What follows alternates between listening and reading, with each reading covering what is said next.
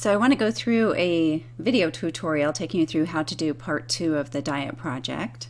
And you're going to go ahead and enter here in the part 2 directions. So we'll go ahead and open that up. We'll open up the Word document and kind of take you through this.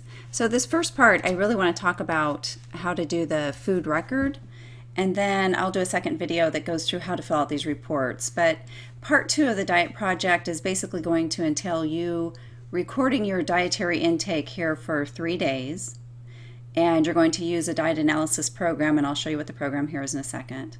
You're going to do a written report of what the results of your dietary intake is, and then you're also going to go back and take one of the days that you completed and modify it to be an ideal food intake and exercise day, and then resubmit that program, that PDF as well. So the grading rubric is listed here for you. It'll show you exactly how the points are going to be assigned for this. And part 1. So part 1 is going to be the food record and diet analysis. So you're going to be keeping an accurate record of your food intake. Everything that you drink or you eat are going to be recorded to the most precise measurement as possible. And you're going to be putting this into the program. If you have a smartphone or a tablet, you can actually use that. The program that we're going to be using does have an app. So if you have a smartphone, you can, throughout the day, keep track on your smartphone exactly what you're eating, and that might be easy. If not, if you go back into the Moodle, I have an example in here of how to keep a food record. So down here you'll see food record directions. It will show you how to keep a food record. It gives you a sample form. You do not need to turn in your food record form, but this just gives you an idea of how to keep that. So you can use that, or if you've got a phone that's able to get the app, you can do it that way. And so what we're going to be using here is this gbhealthwatch.com. It's a free program, and it gives us everything I think that we need for this class. So it'll take you here to this website. So we'll go ahead and go on there. It'll show you where the mobile app is here. But what we're really doing is wanting to log in and utilize their actual program. So go ahead and sign up. For me, I would sign up with email. And when you're going into the information, it's going to have your email address, password, etc., most things that you would have in there. You're also going to enter your personal information, your height, your weight, your gender, birth date. You're going to select your lifestyle in terms of how active you are. So sedentary, moderate, or active. Gives you a little indicator here on terms of how to select, and it will give you what exactly that might look like. Oops. So it'll show you what each of those different types are going to, what each of the sedentary, moderate, and active, what would qualify you for that. And then select your weight goal. So your weight goal for this is going to be, sorry, I'll move it up so you can see it.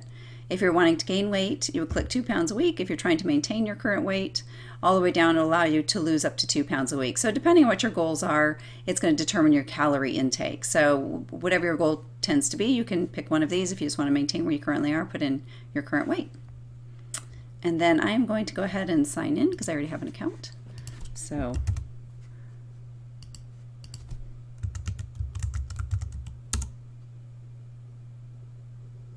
and I'm signed in.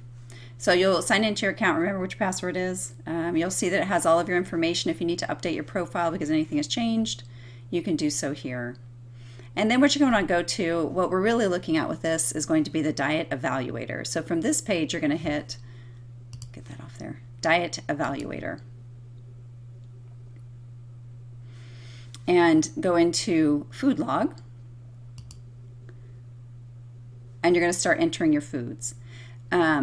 So there's a couple different ways you can do this. You can have favorite foods, which you won't have until you've started working with this.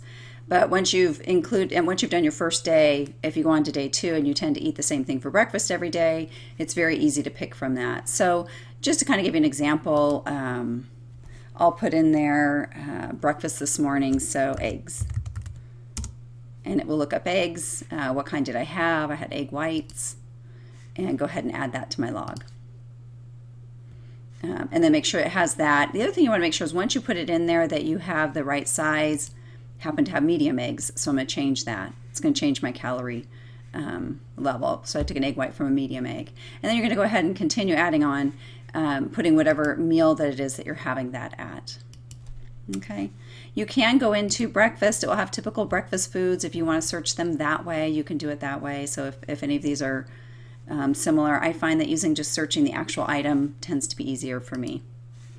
And then once you get all of it filled in, you'll have your whole day here. As you go to day 2, again, if you want to copy over from previous days, you can include copy food and it'll move it over to the day. Okay, and make sure that the dates on here, you can go back in. So if you're somebody who is not doing this 3 consecutive days, but say you do a Monday, Wednesday, and then you want to do a Sunday, you just need to make sure you've entered the data in 3 consecutive days in the calendar in order to get the correct printout of a weekly intake. And so the reports come up as a single day, or you can have a 7-day average. We'll be using the 7-day average, although you only need to enter data for 3 days. So let's take a look at what that might look like. I've entered data back here. I think June 1st I have information. So here would be my June 1st information. It's going to show me, all the information I have for this day, and it gives me the calorie intake. One thing I would say is, as you're looking at that whole day, if this calorie intake looks fairly low and or it looks fairly high, you're going to want to go back and make sure that the serving sizes were appropriate. And if I didn't say it already, if your intake for any given day is less than 70% of what your calculated energy needs are, your calorie needs, when you go to do your 7-day report, it's not going to include that day. So you'll need to pick a more typical day where you're meeting your calorie needs, or you need to go back and look at what it's estimating your calorie intake at and adjust that, because perhaps the calorie intake is not correct. So you can go back and do that. So that's how you're going to enter the information. It's pretty straightforward. If you happen to have the mobile app and you're able to do it on your phone, it does have a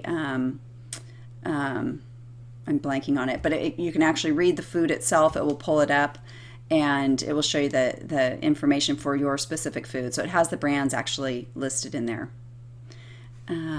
So that's what that'll look like. Once you get 3 days in there and you're going to go to the reports, so ultimately this is what you'll be using, it'll give you the 7-day average, and so it will take the previous 7 days that are in there, and you'll be using those reports. So I'll stop it there. That's just basically how you get started with this program, how you get logged in, and how you start entering the information. Before I stop, actually, I'm going to go back to the fitness log.